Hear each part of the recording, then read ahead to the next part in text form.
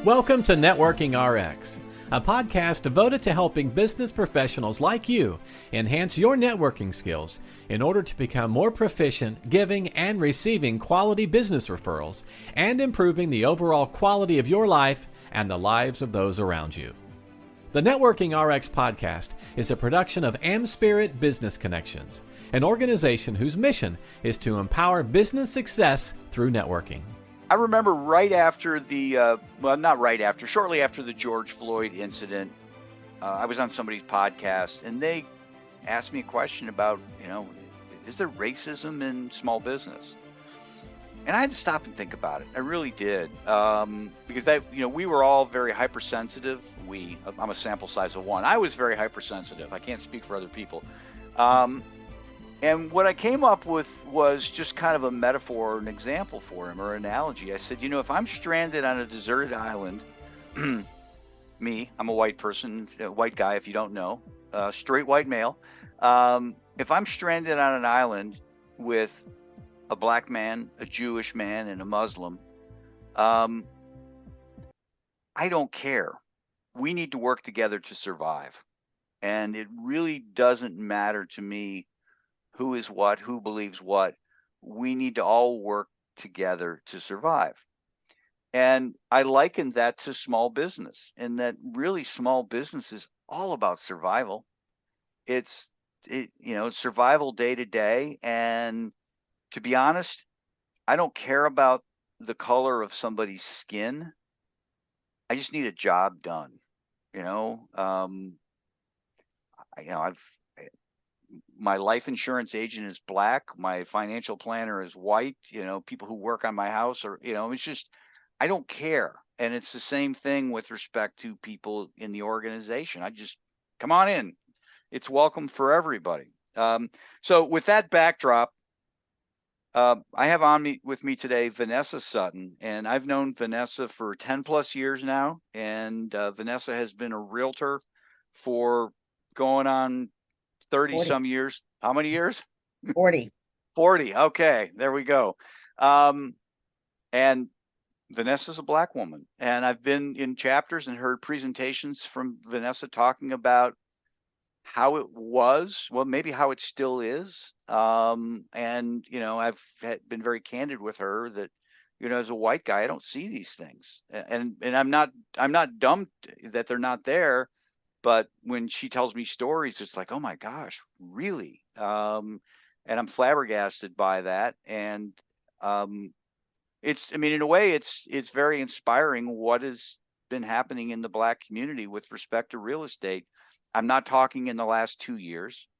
I'm talking in the last century. Things that have occurred, and the workarounds that the black realtor community has come up with. So anyhow, Vanessa, welcome to my podcast.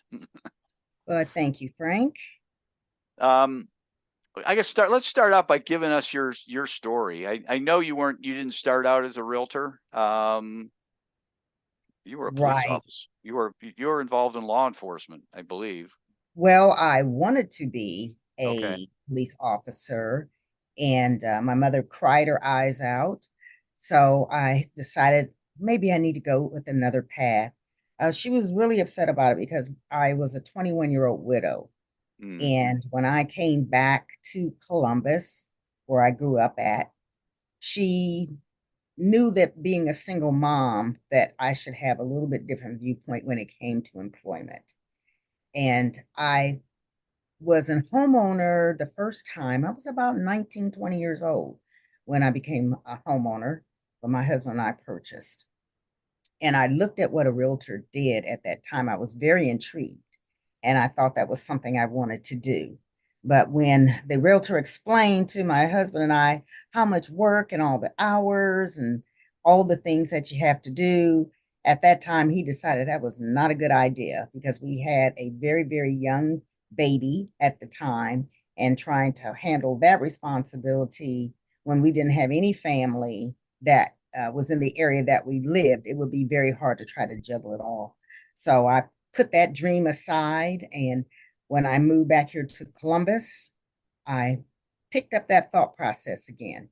I was working in a bank and I met a realtor, and she would come in with these really nice checks. Yeah. And one day I asked her, I was like, well, what do you do? Because I was very curious at what she did. And she told me she was a realtor. And she said she would get the information to me the next time she came to the bank with the classes and how I would go to school and everything. And she did. She did that. So that was my introduction. I had a babysitter who was willing to watch my child until 10 o'clock at night so that I could take night classes and get my real estate license. And that's what I did. And I became a realtor in 1984. Okay. Things have changed. Go ahead. Yes, things have changed. We had talked before about how things were back in the 80s and 90s when I came into it as a Black female. There was a lot of prejudice back then. I had situations where I would talk to someone on the phone and they would invite me into their home to give a listing presentation. And after I compiled all the work and got to their property and knocked on the door, and they'd look out the door and they'd see a Black woman and refuse to open the door. And I had that happen more than once. I've had situations where working with a buyer was showing a property in the north end of Columbus. Walked up to the property, knocked on the door. Gentleman answered, and he said his house was not up for sale. It was not available. And I was really confused because I had the picture from the MLS of the house. And I showed him the picture and I said, this is the house. This is the address. And he was saying, yes, it was. And he refused to let me and my client into the house. And as we stood on the porch, he decided to open the door so the dogs could chase us out of the yard. And that was another situation that I had to deal with. Now, some people listening will say, okay, those are two isolated situations. I know you have other stories, Mm-hmm. um, but there really was systemic racism in real estate for, for the Black community. If Absolutely.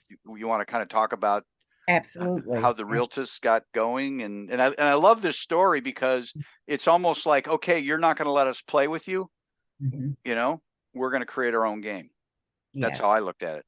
absolutely. So I am a member of the National Association of Real Estate Brokers, commonly known as Realtists. And the Realtist organization came into being in 1947. The reason it was created is because if you were Black, you were not able to be a member of the National Association of Realtors. And even back when it came to the 60s, if a Black person was looking for a home, the Black person could not even go in the home. They would have to stand across the street and look at the yard and make a decision. So oftentimes people did not even have an opportunity to see that house until the day they closed on that house. So can you imagine that happening today? No, With I mean, was this pre 1964, the Civil Rights Act? yes, Okay. yes, it was. Yes, it was. So with the Realtist organization, currently we have chapters all across the United States. In Columbus, Ohio, the first person that became a realtor that was Black kind of came in through the back door, so to speak.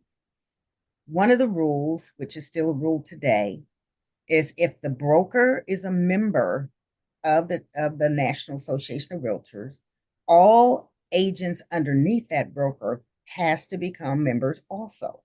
Mm, So with this particular case, there was a Jewish guy, and he said, well, I'll know how to fix this. He was a member. So he hired two Black agents. And okay. since that was the rule, they had to let them in. And that was in the early 1970s, which is still not a long, long time when you think about it. We finally had a Black, first Black president of the Columbus realtors about 2 years ago. So you think of all this time, and until Yeah. 2 years ago, we finally had the first Black president. Yeah. I am floored. Yeah. Um, Yes. I'm totally floored. I'd like to think a lot of that stuff is falling away, but Well, maybe not. I'd like to think that way as well. Um, there are a lot more opportunities than what there was back when I started in the 80s and in the 90s. But even statistically, Black realtors make less money than white realtors. A lot of it has to do with being part-time over being full-time in the industry. But that is a statistic fact, something that you can Google it and find Yeah. out that that still occurs today. A lot Wow. of it has to do with your sphere of influence, as we talked before. And yeah, these are still some of the challenges of being in the business. This is a program about networking. I mean, what are some of the things that you do or might do? I mean, full disclosure, Vanessa's in a chapter of AmSpirit Business Connections, and you've been in the organization for a lot of Eight. years, Mm-hmm. and you were actually invited in by. You're in a chapter that I want to say is 80% Black, but you were invited in by oh, a white attorney, I think, right? Yes, I was. Yeah. I was. I was Um, working a real estate transaction with him, uh, representing the seller, and he happened to be the attorney that was working with the estate on getting the property sold, and that's how I met him. He thought I would be a very good fit for the organization, so I did come and visit, and I found it to be very worthwhile to be in a group of like-minded people who want to network and help each other's business grow. yeah. You were a good fit. He was less of a good fit. Yeah, I know And he left. shortly thereafter, yeah. Yes, he did. Yeah. I mean, what other things, there's the realtors. What other sorts of things do you get involved with? I guess you get involved, and does does race even come into mind? It's like, well, I got to do this because they're, I don't know. No, not necessarily. Mostly I'm involved with the Realtors Association here in Columbus, and also Columbus Foundation, Realtors Foundation, in which I'm president of for the last couple of years. Uh, Main impact is looking at the home ownership rates that are here in Columbus. Columbus has one of the lowest rates of Black home ownership.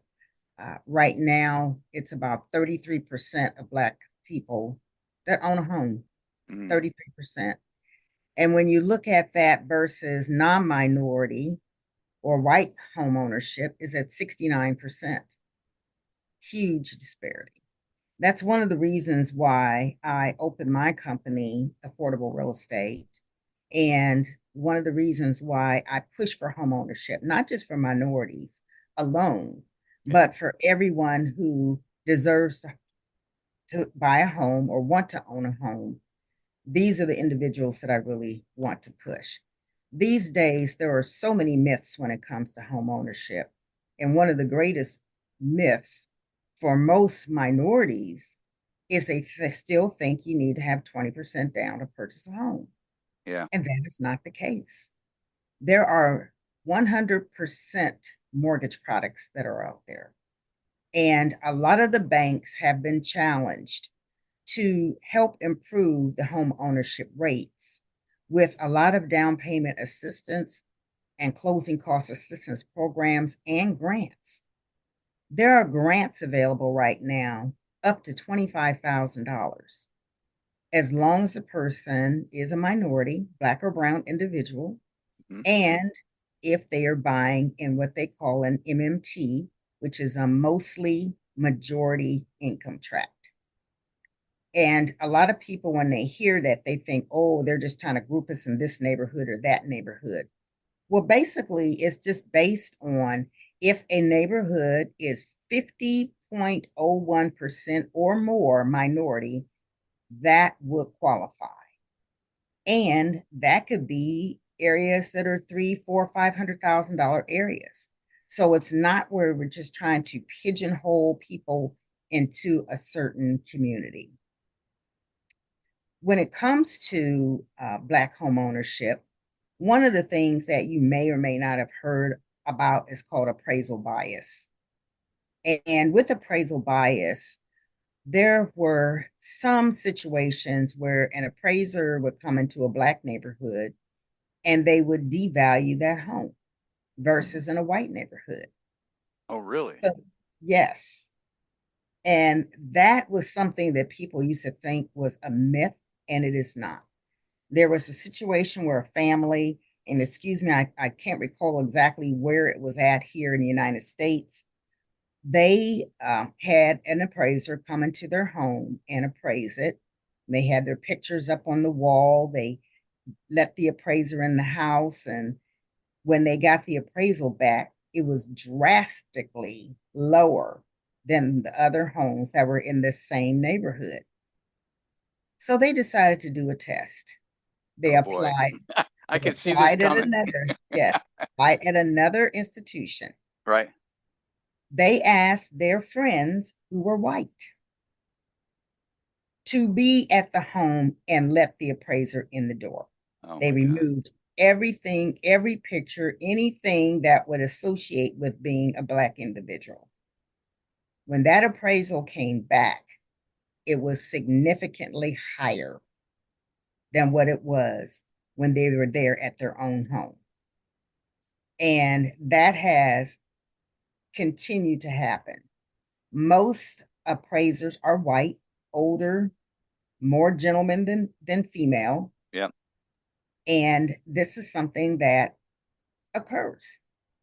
And it was to the point where HUD, Housing and Urban Development, got involved. And the chief of staff of HUD brought that to the forefront and said, this is something that we really have to work hard to not allow that to happen.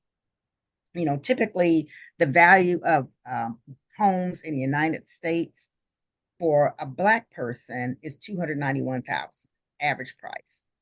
But when it comes to white owners, it's $354,000. Big difference that you can see. Yeah. So one of the things that the Biden administration did, they came up with something called PAVE, which is Property Appraisal and Valuation Equity. And that whole little group was created to combat appraisal bias, because that has a lot to do with your net worth in the long run. Oh, If absolutely. Yeah. your property is being valued greatly lower and you have an equal or better property than someone that's a non-minority. So these are some of the things that are happening in the appraisal world. You know, back to the notion of down payment assistance and just even the information, you don't need 20% down. I mean, to me, that's an information thing, getting the information out to people, networking that information out in the communities. And I'm sure it's an issue in the Black community. It's an issue in the white community where there are, you know, I talk to people, I say the difference between the haves and the have-nots is just a little bit of information. Oh, absolutely. Absolutely, Frank.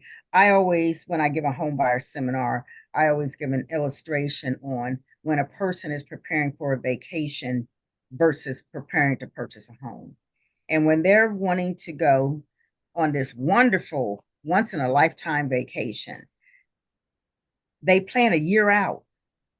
You research all of the flights, you research all of the hotels, you set an itinerary of what you want to do. You put so much work into that 1 week vacation. But when it comes to buying a house, people don't take the time to do the work to prepare. Yeah. And that's something you have to do. One of the things that a lot of us in the real estate industry often talk about is when home buyers seminars and workshops are put on to give people this information, let them know about these down payment programs and everything. In most cases, they're very poorly attended. Yeah. And that's where you're going to learn. Some people feel that they could do it themselves. They don't need to have a realtor. And they do not have an understanding at all. One of the other things that we're seeing a lot of as well is these informational commercials about we can buy your house for cash. Yeah. Those are, yeah. Yes.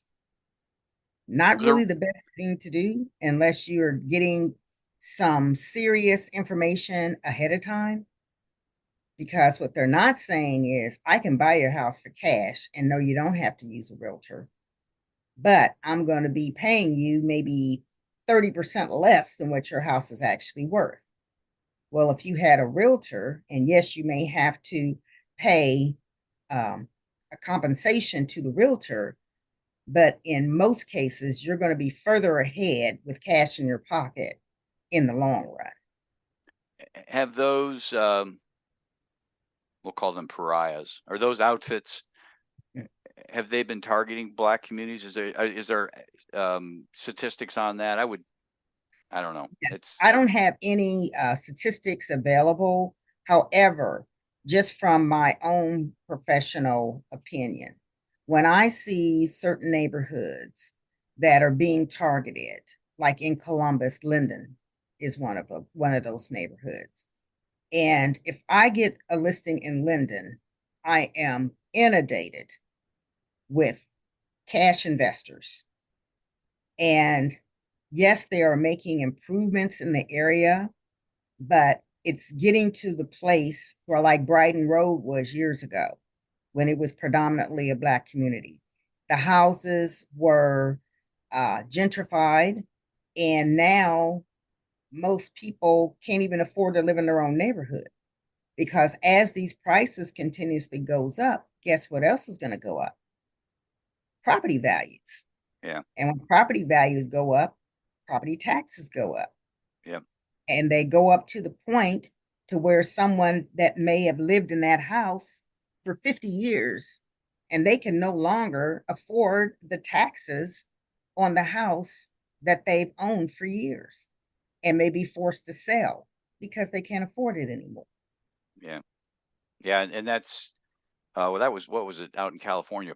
Proposition 23, where your property taxes were locked. And yeah, I mean, that's going to happen. That's going to happen pretty much anywhere. But it's kind of like the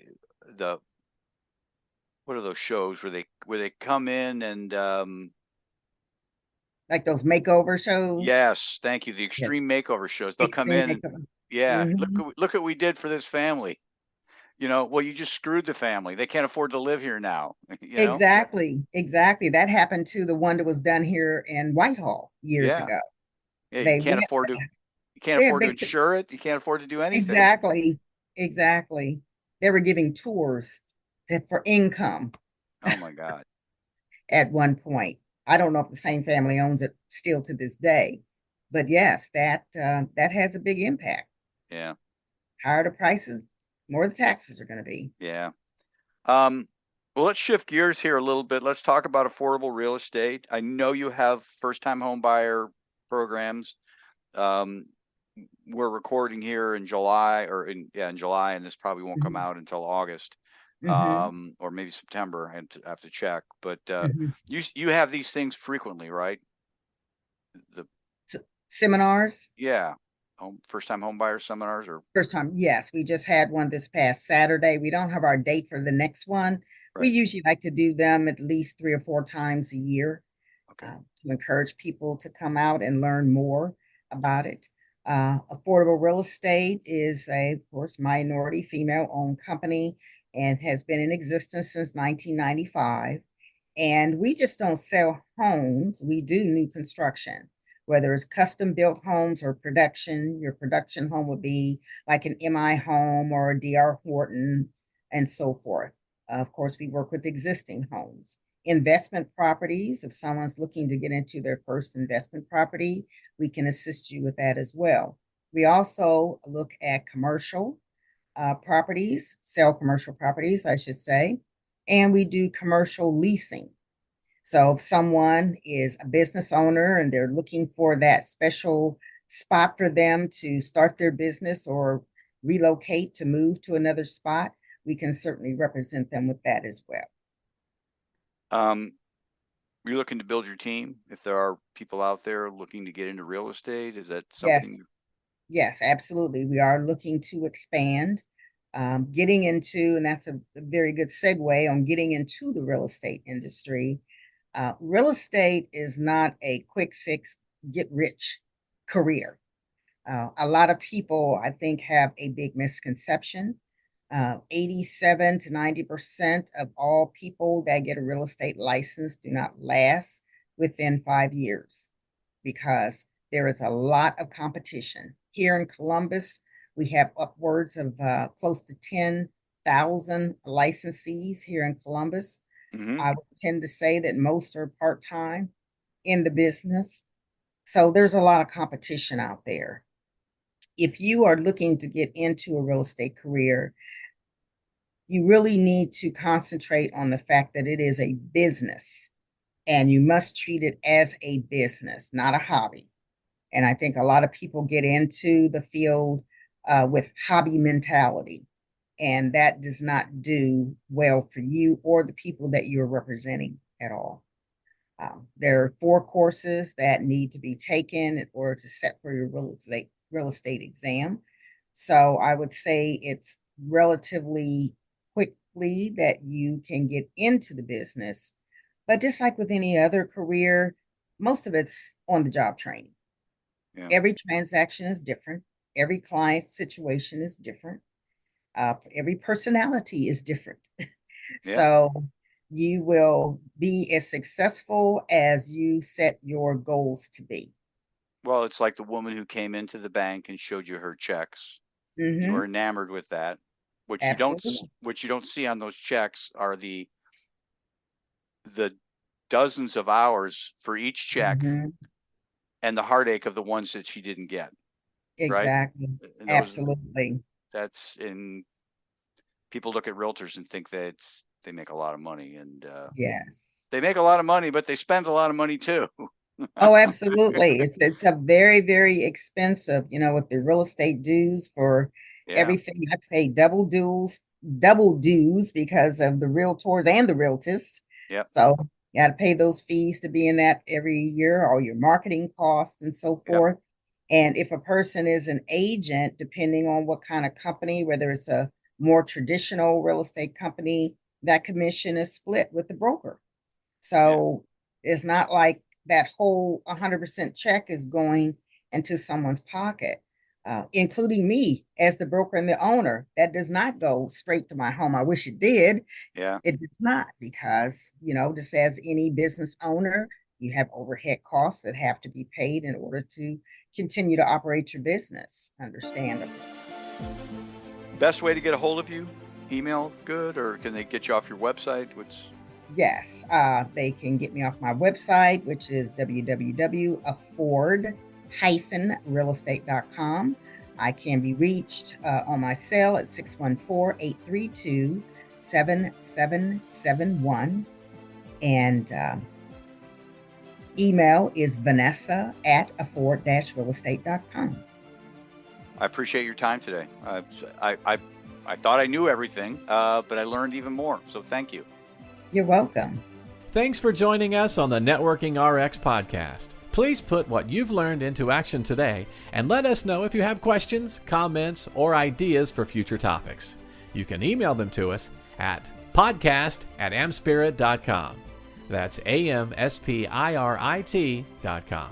Finally, so you never miss an episode, be sure to subscribe to the Networking RX podcast through iTunes, Overcast, or however you receive your podcasts.